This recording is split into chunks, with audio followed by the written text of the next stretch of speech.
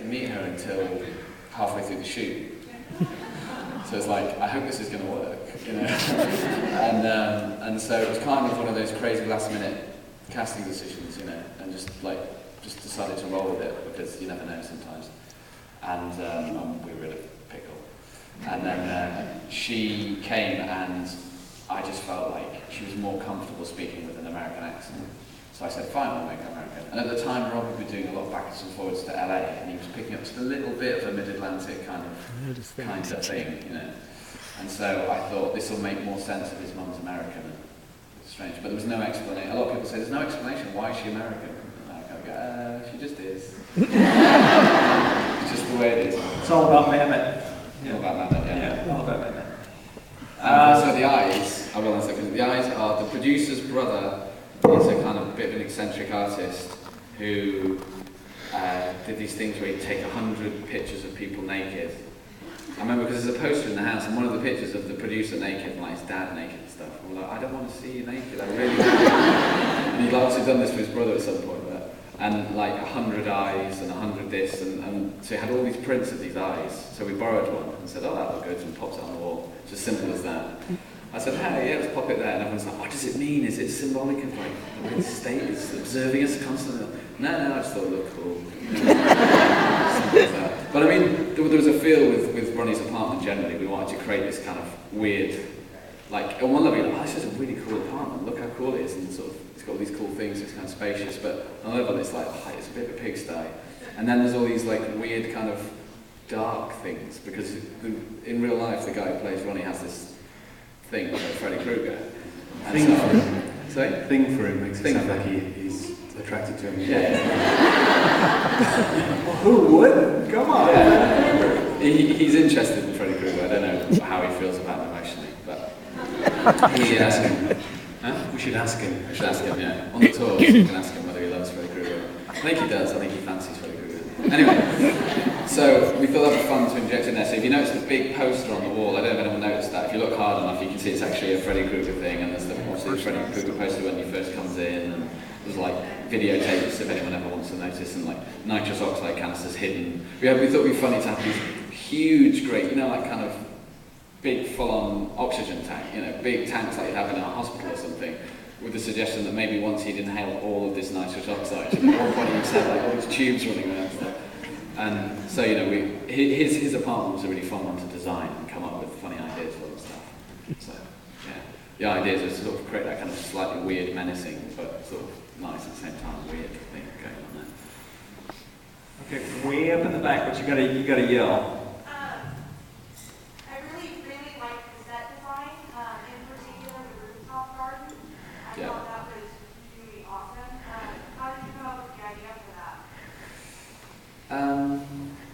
Originally we were going to shoot it in the guy who plays Ronnie's dad's little flat that he had in central London, and then we realised that wasn't pragmatic, and we ended up building this all in this kind of series of workshops we had that we kind of used. We turned into our little mini film studios and built lots of things there.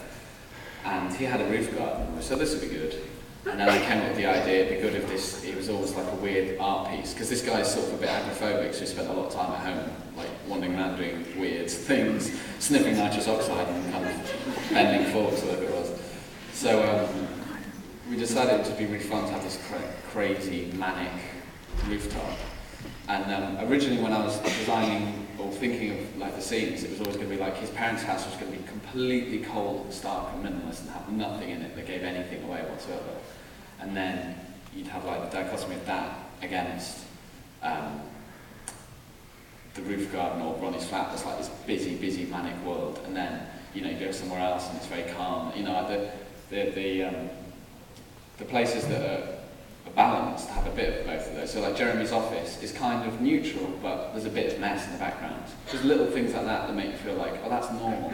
Whereas in the other ones, it's either like completely full-on manic this or completely neutral. So that's where the sort of idea came from that. And I knew that would be great for the art department to get stuck into and just go crazy on that roof. So they did. They had a whale of a time doing that. And Ronnie's apartment. And they were my two favourite locations because they really achieved what I wanted them to do. Other locations were a lot trickier, like the parents' house. We had essentially the wrong house, and it wasn't actually a minimalist house. It was packed with antiques, and we had to spend hours taking them all up and do you call it bubble wrap? Yeah. Bubble wrap, yeah. And like hiding it in a room upstairs and stuff. And it was just, very tricky. But yeah. Does that answer your question? Good. Sorry, I witter on and then. It's film, yeah. Yeah. On the Ari 3, I think. Is that fun? Oh, it's bubbles. So yeah, we shot film on Super 16, and what was it? How big was the crew? The crew was pretty small. There would be like a sound designer and a boom op, and then a sort of 5 or 6 man camera team. But you'd still be amazed, because people will come and say, "Wow, look at all these people are all working away." And I'm saying this is a tiny, tiny little crew, So on big films you have hundreds and hundreds of people, but to be honest with you, I prefer to keep it a little bit smaller and have less people standing around and more people kind of focusing on what they need to do. So it was pretty small. If you look at my Facebook page, there's like a picture of the crew. I have to be my friend. We've become my friends.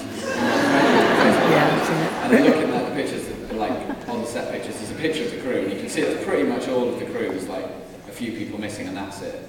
And I'm guessing it's like 30, 40 people. It's not that big at all.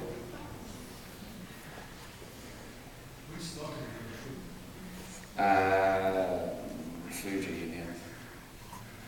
Right, so Fuji. Mainly 500s, like high-speed stuff.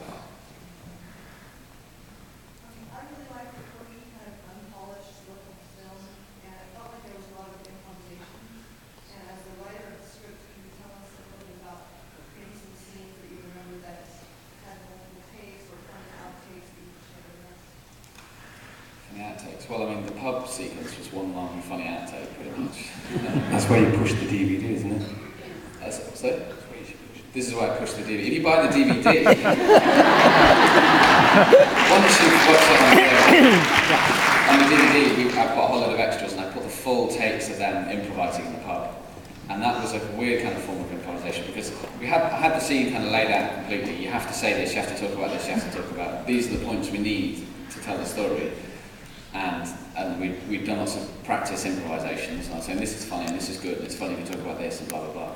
But I wanted to keep it kind of loose so it felt real. And then we just got really, really drunk. So the three of them just got absolutely wasted, and then we kind of just filmed and filmed and filmed and filmed, and then afterwards I had to work out a way of cutting all that stuff together to almost. So like the continuity, as you can imagine, was just a nightmare. And you'd be like, well, hang on a minute, his hand sort of moved a bit like that, so we could sort of cut to this shot, and then that would cover up this. And that was one of the hardest bits to edit. That just went on for, I think it was about a week, at least a week, maybe 2 weeks, just editing that scene, because just to get things to flow, So I kind of made it hard for myself, but I knew that was what I was going to do when I was shooting it. So that was very improvised. And then, they'd start talking about other stuff that was just funny, and they do other things. And I couldn't put all of it in, even though it's really, really funny. So that's why I put all the extras on the DVD, so people can watch the full takes of them just cracking up and stuff. And then I would take the bits where they were laughing. So they would burst into hysterics every so often, just because it was funny and they couldn't help it. And I would say, no, this is fine, don't worry about it, because that's what real life's like. You go to a pub, you get drunk, people laugh. Whereas in movies, it'd be like, okay, now laugh, and someone goes, ha ha, and it looks really phony, and you just go, this doesn't feel like people in a pub, I wanted to make it feel like the real thing, so I guess I used the method. I just got them drunk.